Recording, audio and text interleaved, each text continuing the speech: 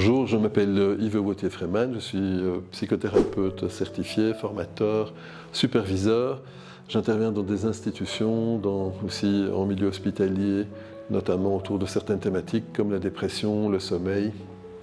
la gestion du stress, certaines psychopathologies avec des personnes avec handicap physique et mental.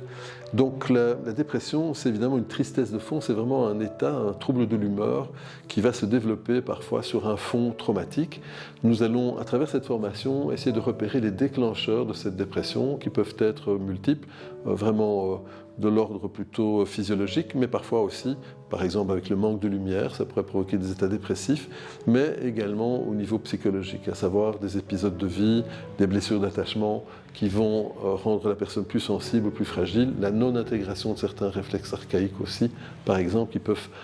sensibiliser encore plus aux émotions, à nos sens, certaines personnes, certains patients. Nous allons donc étudier dans cette formation quels sont les types de dépression auxquels on peut être confronté et comment les accompagner, comment les reconnaître, comment les accompagner, avec quel type d'outils, dans quel ordre peut-on utiliser ces outils, avec quel type de résultats. Et nous allons également essayer de nous intéresser justement à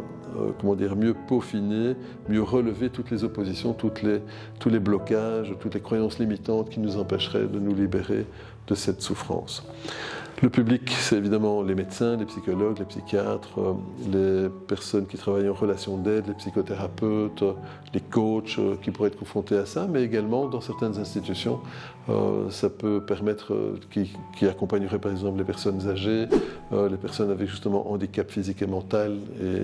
d'autres services hospitaliers, pour pouvoir repérer ces blessures, des techniques de base pour s'en protéger des états négatifs des patients, mais également de pouvoir s'occuper de ces patients avec un meilleur succès. Cette formation s'adresse donc à toutes ces personnes et j'espère vous voir bientôt. Je remercie l'École supérieure privée de psychologie énergétique clinique de nous avoir proposé de développer ce type de programme parce qu'ils sont, je pense, assez importants. De plus en plus de personnes souffrent de ça. Pour donner un petit exemple qui touche à la dépression, même si ce n'est pas totalement un état dépressif, par exemple, rien qu'au niveau du burn-out, donc cette incapacité à s'occuper de soi et à poser ses limites, qui provoque très régulièrement une chute également dans une forme d'état dépressif. En 2022, à peu près la moitié des membres de personnel de compagnies en Belgique et en France ont demandé à un moment donné une absence, un certificat d'ordre médical, notamment à cause de cette incapacité à gérer leurs émotions, cette tristesse de fond qui les accablait, cet épuisement pour le burn-out qui les accablait. Donc c'est énorme, c'est un problème de société et je pense que c'est un problème qui mérite d'être abordé dans les meilleures conditions.